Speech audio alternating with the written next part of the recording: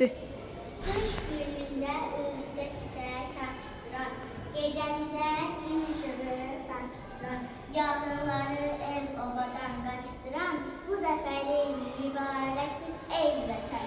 Saman geniş hey uçtukça uçasan, torpağımı ana kimi uçasan, qələbənlə qaslarından uçasan, bu zəfərin mübarək ey vətən.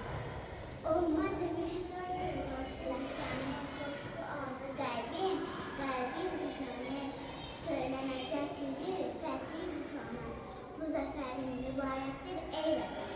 Qürurluydu bu Qarabağ səfəri, bu torpağına həsr olur hər nəfəri, ünvanımızla qazanmışıq zəfəri, bu zəfərin mübarəkdir ey vətən.